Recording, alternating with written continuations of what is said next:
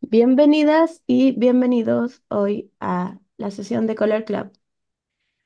Hoy me hacía mucha ilusión partir con el tema de los colores de los 80 porque siento que es una de las paletas de color que está más asimilada por la cultura popular, hayamos vivido o no hayamos vivido en esa época. Entonces, esto siento que unifica a muchas personas. Todavía es una paleta que nos siguen vendiendo, incluso aunque sea desde la nostalgia. De repente salen colecciones de cosas con los colores de los 80, etcétera. Y eso de verdad yo encuentro que es súper, súper interesante. Entonces, esta paleta de colores me llama mucho la atención y como siempre les digo, es súper importante revisar los colores en su contexto sociocultural. ¿Qué pasa en un momento histórico para que esos sean los colores designados? Y en los 80 pasan un montón de cosas fantásticas y siempre con muchos contrastes. ¿Qué ocurre en los 80? Había un momento de optimismo cultural porque los 70 venían de una recesión económica súper fuerte, guiada sobre todo por la crisis económica en Estados Unidos que impactó a nivel global. Pero también habían fenómenos pop súper importantes. Por ejemplo, aparece Thriller, y en verdad los 80 fueron la gran época de Michael Jackson, que era el pop en pleno apogeo, una personalidad muy estridente, una juventud muy necesitada por destacar. Surge también MTV, que fue como el gran hito, al menos hasta hace un par de años, donde se estipulaba que era lo que iba a ser tendencia o no. Y por supuesto, además, el logo de MTV estaba hecho con muchos colores. Y esos colores marcan a una generación de cómo, cómo se exponían los productos pop. También en la época en la que sale el CD o el compact disc, los discos compactos, que además de que en términos de color me parece un artefacto precioso, casi que me fui en la volada buscando como que nunca había tenido el espacio de detenerme a observar la belleza del CD con toda su iridiscencia. Y también ocurren muchos fenómenos sociales importantes. Finalmente, hacia el 89, es la caída del muro de Berlín, que marcó un antes y un después en los aspectos socioeconómicos que venían ocurriendo, sobre todo políticos a nivel global. Se encuentra el Titanic, que siempre cuando hay algún tipo de exploración o descubrimiento de un tema histórico es súper bonito porque eso siempre tiende a marcar una pauta de lo que va a ser después. Yo les comentaba en la sesión pasada que por lo menos hasta después de la Segunda Guerra Mundial, el tema de la conservación y restauración de obras de arte no había sido gran cosa hasta que hubo una destrucción masiva de obras de arte. Y cuando se encuentra el Titanic, se da cuenta de que el mundo es capaz de mirar al pasado nuevamente y se pregunta cuántas cosas no hemos visto de vuelta o hemos dejado pasar.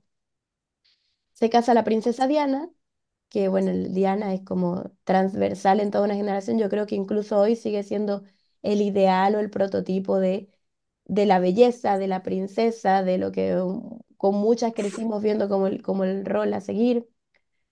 En los 80 por primera vez se habla del VIH, entre comillas se descubre, por mucho tiempo se confundía o existe la teoría de que esto venía con el intercambio íntimo entre seres humanos y monos, pero el hecho es que existe.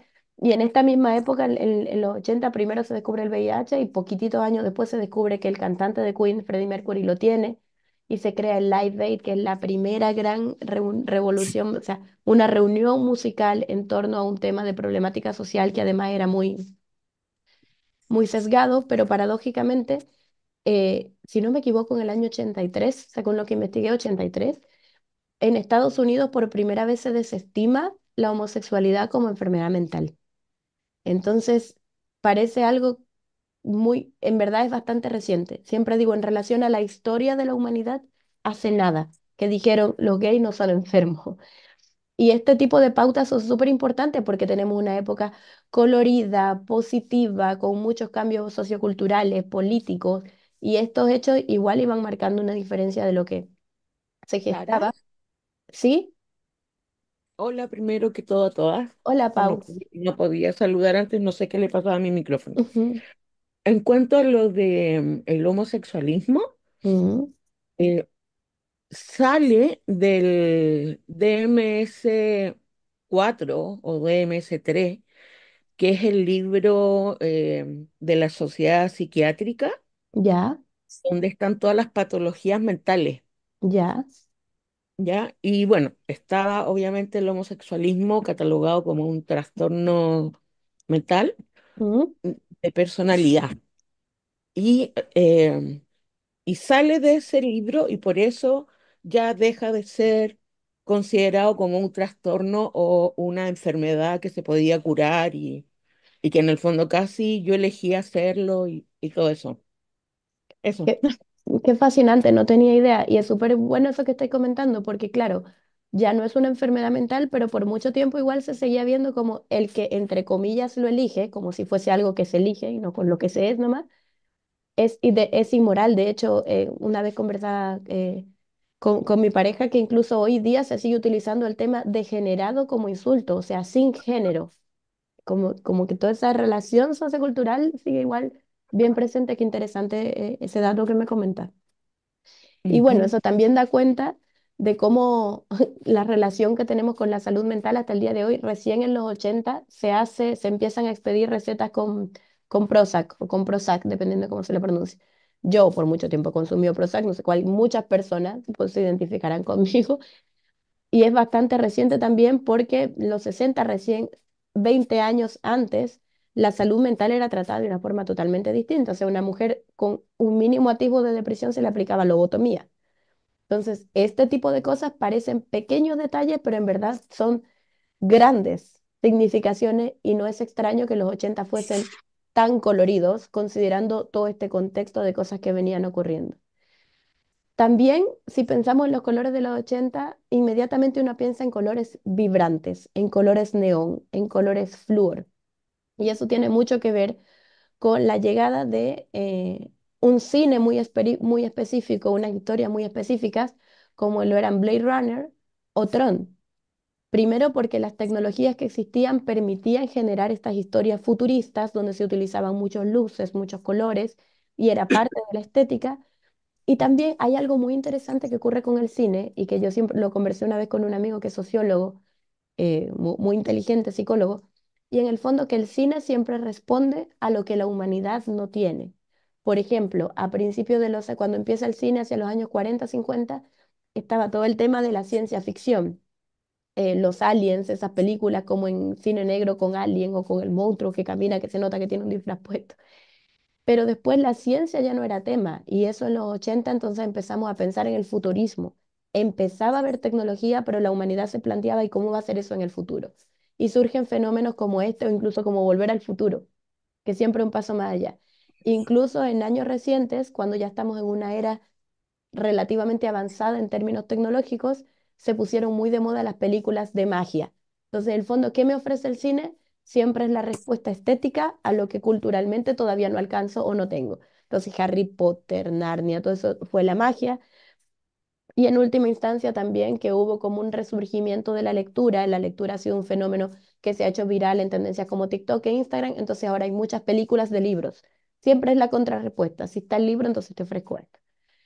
Y bueno, los colores neón no son propios de los 80, en verdad se habían inventado hacia los años 60. Este señor que se llama George Cloud descubre el gas, que es el gas de neón con el que se podía emitir este tipo de luminiscencia, también muy característico de la estética steampunk, ¿no? Como esas cosas a gas, como media victorianas, como madera, con luz de neón.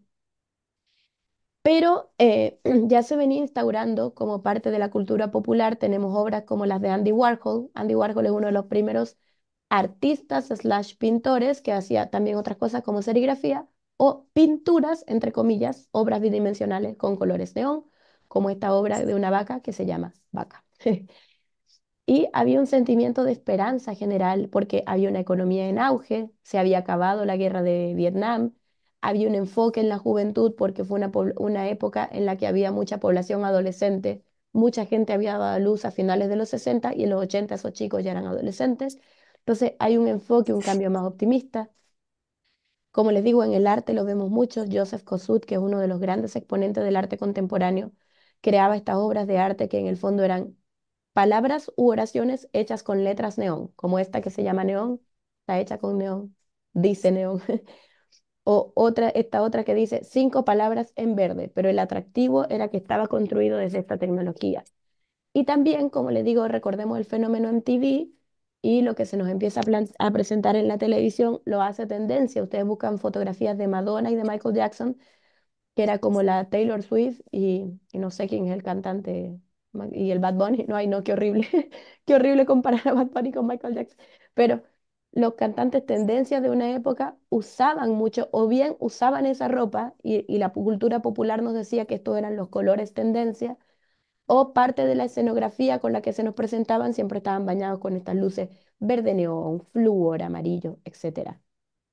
Entonces de ahí eso por supuesto pasa a las masas y se convierte parte de los colores de una época. Aquí entra algo muy interesante y es que en los 80 se populariza o se estandariza el destacador con colores flúor. Esto ya existía desde los 60 y mucha gente también confunde flúor con neón. En términos generales tiene que ver con le- la vibración lumínica. El neón es cualquier color radiante y flúor tiende a ser una luz blanca o azul. Pero en general el destacador es un artefacto que me permite resaltar, o valga la redundancia, destacar textos. Esto en el 62 ya lo había inventado este señor que se llama Francis Hahn, que a mí me encanta buscar siempre quién fue el, entre comillas, inventor de un fenómeno, porque hoy vemos que estos son productos súper estéticos, lo vemos en Reel y como que siempre con chicas que tienen una estética en una habitación y trabajan con estos productos y siempre es como un inventor muy serio, nada que ver. Pero el que lo produce es este señor que se llama Yukio Horney, hacia 1976, que es uno de los fundadores de la marca Pentel, y que es lo que hace darle al destacador una punta específica con un diseño cómodo para poder resaltar. Ahora, lo interesante del destacador, entrando en contexto, es que la primera vez que se empieza a comercializar se ofrecía para estudiar la Biblia, porque como tenía letras tan chiquititas, la gente necesitaba algún documento con el cual poder hacer lecturas de esto. Entonces, la primera publicidad que se le hace a los resaltadores ni siquiera era para estudiantes promedio, era para estudiantes de la Biblia y después esto se populariza hacia las escuelas. Y hoy en día se utiliza en campañas bastante disruptivas, como esta campaña, que si no me equivoco es de Pelican o de Pentel, que es esta fotografía que está en el fondo, donde nos muestran fotografías de grupos de investigación histórico o de personajes históricos relevantes y solamente destacan a una figura que tal vez fue ignorada, generalmente una mujer, así como nadie prestó atención que en esta foto estaba esta persona que hizo esto, esto, esto, que hoy es muy importante. Entonces, los colores neón o los destacadores suelen tener una perspectiva nueva. En el fondo eso es lo que hace un color neón, nos hace volver la mirada, nos hace volver a mirar algo que no estábamos viendo, destacar algo, sentir que nuestro foco de atención se va de nuevo para un lugar. Y eso nos lleva a al primer ejercicio de color. Voy a dejar de compartir un minuto que les quería compartir hoy, que tiene que ver con construcciones lumínicas. Casi siempre, cuando trabajamos sobre todo en diarios de color, damos los colores por sentado. ¿Qué quiere decir eso? Que bueno, nos relajamos, empezamos a pintar y casi nunca tenemos nuevas apreciaciones de qué podría hacer con esos colores. Por ejemplo, yo siento que en acuarela a los destacadores se les podría sacar mucho jugo para hacer efectos de luz, para hacer guías lumínicas, para hacer algo contemporáneo, ¿no? Sobre todo cuando no somos puristas y no queremos utilizar la cámara, perdón, la cámara, la pintura de forma demasiado tradicional. Entonces yo voy a destacar mi pantalla acá. Y el ejercicio que les propongo de construcciones lumínicas es trabajando a través de capas. Lo primero que voy a hacer es pintar, voy a trabajar con abstracciones bastante sueltas en acuarela, ojalá con poquitita agua para que no demore demasiado en secar. Y luego voy a hacer sobrecapas con destacador y quiero ver cómo voy armando configuraciones que tal vez nunca había visto posibles. Para eso simplemente tomen agua. Si tienen guache, usen guache. Si tienen acrílico, usen acrílico. Cualquier herramienta que tengan a la mano es válida. Y yo voy a empezar a construir, a jugar con transparencias.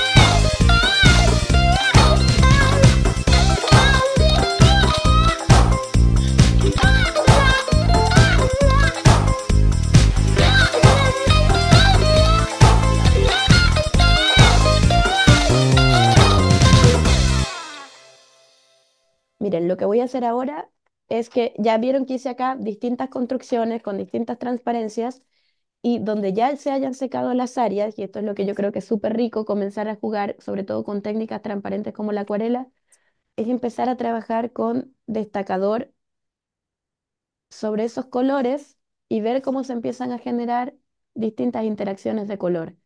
Por ejemplo, y yo siempre pienso, la gente que hace incluso ilustración botánica, si yo quiero iluminar a una flor para que esos colores se vean distintos o eso destaque, hay herramientas que también son transparentes, entre comillas, los destacadores se utilizan valorando su transparencia y hacen que esas luces empiecen a tomar forma. No digo que necesariamente tengan que hacer una construcción como la que yo estoy haciendo, que definitivamente es muy inspirada en los 80, muy geométrica, pero sí creo que da para hacer composiciones de color inesperadas, como estas construcciones lumínicas, como yo le pongo al ejercicio, y creo que en una bitácora de color puede ser súper relajante, o incluso tal vez un día quiero soltarme un poco, relajarme, pinto deliberadamente con los colores que me van haciendo pintar, y después en una jornada distinta solo intervengo con destacadores a composición. Y ahí es súper bonito ir viendo lo que voy armando cromáticamente, porque en el fondo son colores flúor transparentes aplicados sobre pigmentos tradicionales, en el caso de la acuarela transparente. Col-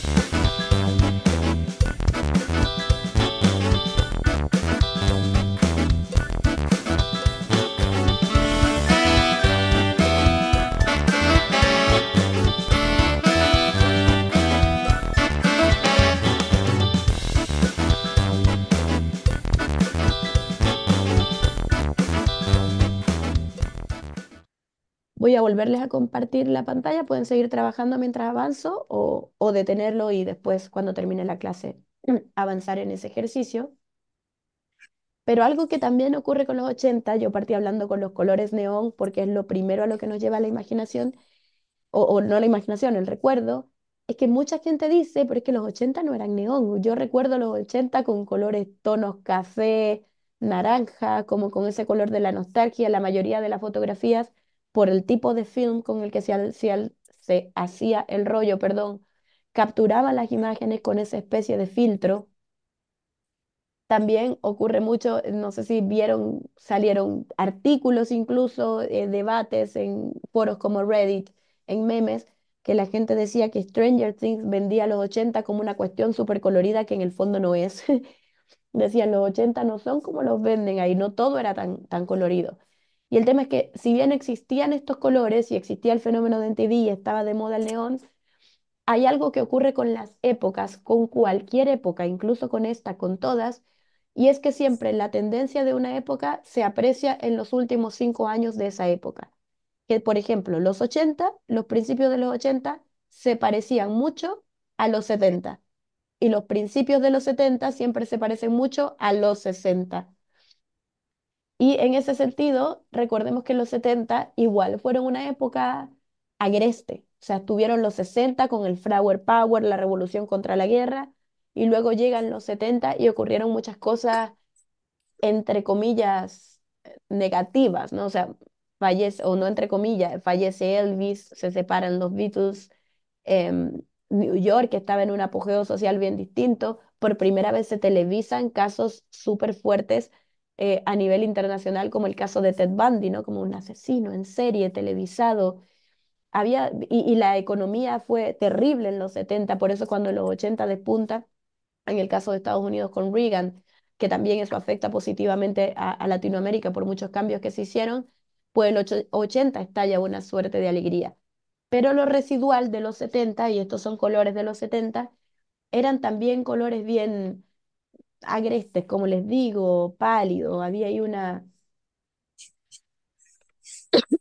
lo siento, una, un residuo de esa época. Y apenas los colores de los 80 empezaban a mostrarse, como hasta el 84-85, es que comienzan a entrar estas fuertes tendencias de color de las que venimos hablando.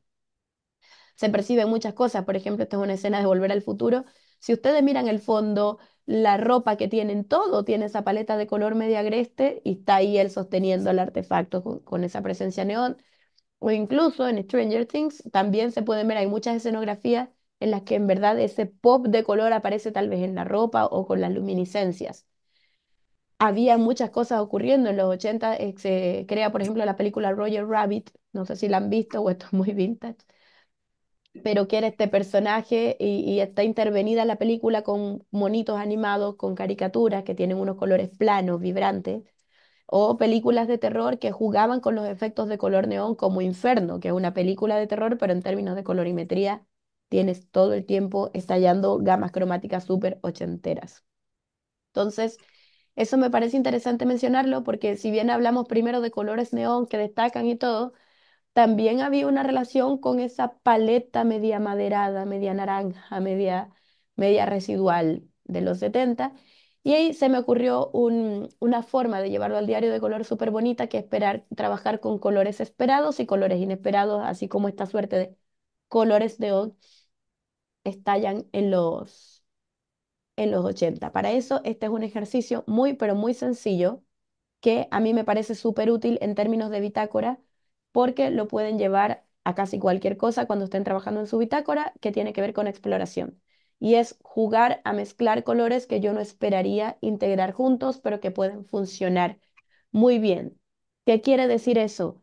Es un reto en el sentido de que nos plantea eh, mirar colores que generalmente no queremos mirar, colores que no nos gustan. Por ejemplo, yo aquí voy a partir con un azul ultramar, que es un color súper intenso. Este color sí me gusta, pero voy a tratar de hacer combinaciones de azul ultramar con colores que yo no utilizaría junto a este color. Tratar de hacer un estudio inesperado de ese color, una mezcla distinta. Esto yo siento que es súper útil, por ejemplo, quienes trabajan con estudiantes también, pensando que estamos en una época en la que todo se da por sentado, incluso vemos, no sé, si uno le preguntase a un alumno, ¿cuántos colores viste hoy en el celular? ¿Cuántas imágenes viste? Es imposible responder. A ese nivel de sobreestimulación estamos. Que de repente es súper bueno sentarnos a pensar un color inesperado. Quiero que conjugues este color con algo con lo que tú generalmente no lo mezclarías. Y yo siento que es un desafío en términos cromáticos, pero sobre todo en términos sensoriales.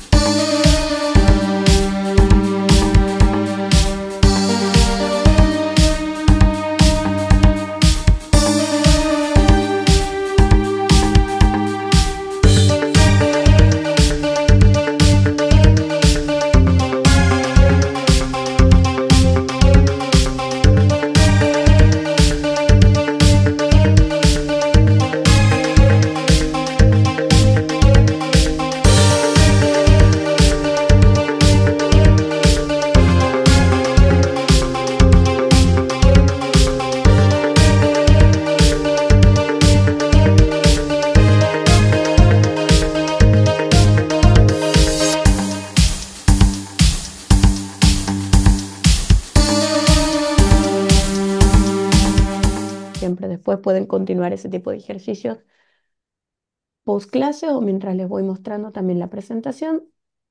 Y hay algo que también es súper, pero súper relevante en los 80 bueno, en verdad son dos fenómenos que no podía dejar pasar, y tiene que ver con la llegada de muchos videojuegos y de esa interacción del juego con pantalla, cambiar del formato de juego de mesa a juego de pantalla. ¿Qué tenían en común estos colores? Primero, casi siempre el fondo es negro, algo que honestamente no sé qué tan estudiado estaba para la época como lo está el día de hoy. Por ejemplo, muchos celulares y muchas aplicaciones web tienen la opción de pantalla en negro, descanso en negro, porque eso relaja la vista inmediatamente. La exposición al blanco, al brillante, estresa mucho, por eso para los 90 y el 2000 hay tanta gente con lente. Pero estos juegos tenían fondos negros y colores eclipsantes y vibrantes que estallaban frente al ojo, ¿no? Y que era muy fácil de seguir todas esas piezas en movimiento con la vista. Incluso Mario Bros, que no era necesariamente con fondo negro, tenía en la parte superior, en la parte inferior, estas bandas negras que apaisaban ese formato. Y eso también nos lleva a un fenómeno muy interesante que tiene que ver con la perspectiva nocturna, con la forma de mirar la noche y los colores de la noche. Recordemos cuando se habla de la época disco, aunque más bien esto es herencia de los 70 y hacia los 80 ya se estaba acabando, seguía siendo importante y se utilizaba mucho color en neón. Algo que me llamó mucho la atención es que en los 80 se inventan estos lentes. En verdad, en el 54 ya se había patentado, pero en los 80 estallan, que se llaman lentes de persiana reversa. Y estos lentes tienen estas franjas que hoy en día nos parecen como absurdas, porque en el fondo eran lentes para evitar la luminosidad de estos eventos nocturnos, pero como no estaban diseñados para el día, no requerían filtro UV. Entonces, por eso son lentes con franja, pero sin ningún tipo de protección visual, paradójicamente. Y además se hacían con esos colores neón, esos colores fuertes de los que venimos hablando. También en los 80 pensamos mucho en patrones geométricos, en patrones de repetición con muchas construcciones de líneas, diagonales, círculos, triangulaciones.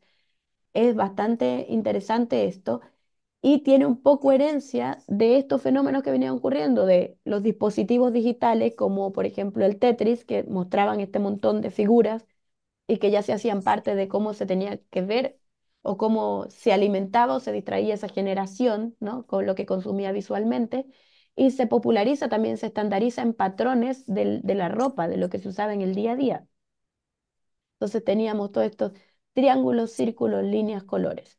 También bebe un poco del pozo o de la herencia de la gestal figura fondo, que si no me equivoco fue la Pau, que ya lo había comentado en la clase pasada, que tiene que ver con cómo jugamos con estructuras de color versus negro y que también nos plantea muchísimas otras leyes que son súper interesantes, como por ejemplo la ley del encierre, que aunque yo no tengo, del cierre, que aunque no tengo una figura totalmente cerrada, según la disposición, como estas líneas azules, yo interpreto que hay un cuadrado y mi mente lo cierra con la llegada inesperada de un color, que se parece un poco al ejercicio que venimos hablando anteriormente, que con un punto de color distinto a los demás focaliza mi atención, o la ley de repetición, proximidad, que es cuando tengo muchos colores juntos similares o formas similares, mi cerebro interpreta que ahí está ocurriendo una cosa que se está integrando.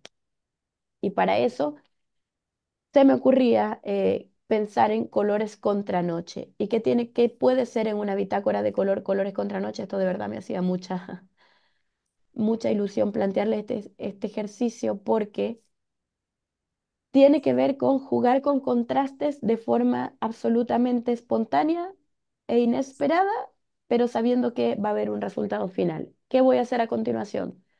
Voy a jugar con una abstracción de color sobre el papel. Y por abstracción lo digo literal. Quiero que jueguen con colores, ojalá igual utilicen colores lumínicos, amarillos, verdes. Si quieren incluso usar destacadores para esto, háganlo. Me interesa que quede lo más abstracto posible porque este va a ser el fondo del ejercicio, este no es el ejercicio propiamente.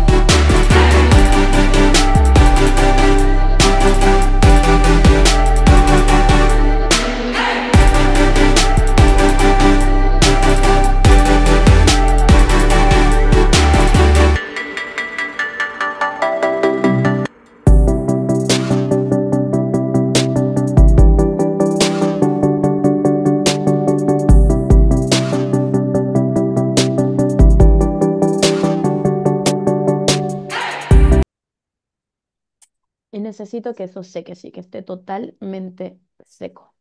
Mientras eso seca, creo que no va a tomar más de 2 minutos.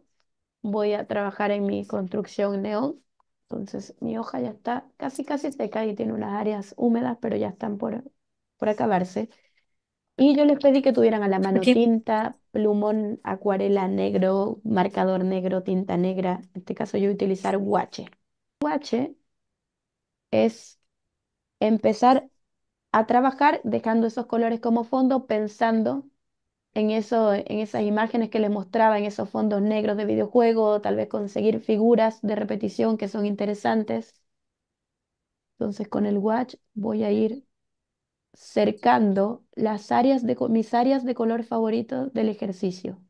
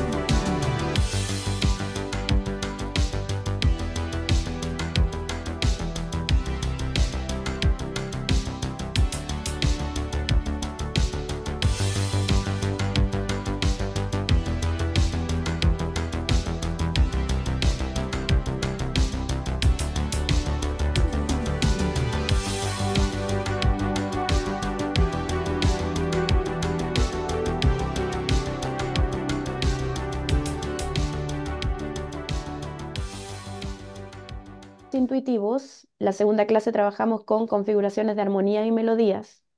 Hoy trabajamos con ejercicios de color adaptativos y en cierta medida experimentales porque trabajamos con los colores neón, trabajamos con colores inesperados, con sacar del color del negro.